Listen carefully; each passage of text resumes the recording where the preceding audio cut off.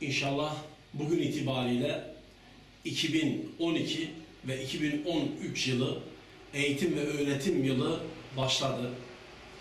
İnşallah diyoruz ki özellikle başörtüsü açısından ve birçok meseleler ve sorunlar açısından sorunsuz bir yıl olur, problemsiz bir yıl olur.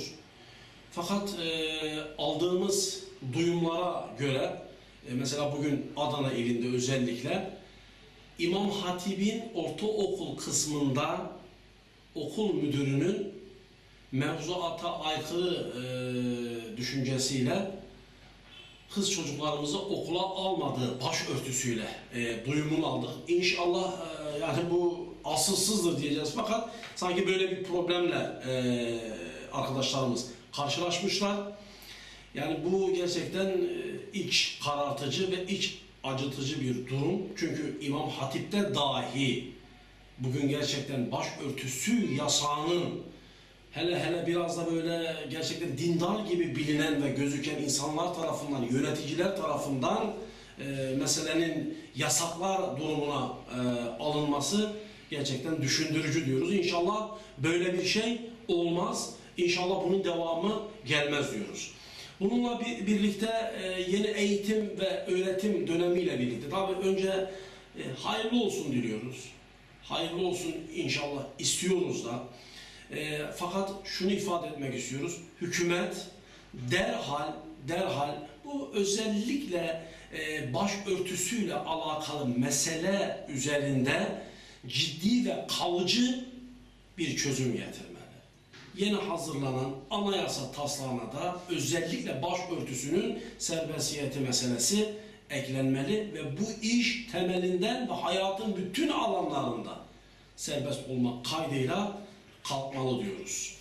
İnşallah bu eğitim dönemi hayırlara vesile olur. İnşallah yasakçılar yasaklarından vazgeçer. İnsanların inşallah kutsallarına, değerlerine, başörtüsüne karşı duyarlı bir anlayış oluşur diyoruz inşallah. Bununla birlikte yine yüreklerimizi dağlayan, aslında biz alışığız bu meselelere ama her geçen gün bu meselelerin sık sık yaşanması da gerçekten anlamlı. Birileri yine galiba öyle bir şeyler tertipliyor, bazı senaryolar yine üretiyor. Yine Müslümanların Allahu alem kanı akıtılacak. Özellikle yine Amerika'da malum çekilen o alçakça film, Hz. Resulullah'a yapılan hakaret, gerçekten bunlar artık kaldırılabilecek durumlar ve vaziyetler değil. Müslümanlar olarak bir şekliyle tepkimizi ortaya koymalıyız. Bunu topluma izah etmeli ve anlatmalıyız. Hz. Resulullah bizler için namusu ekberdir.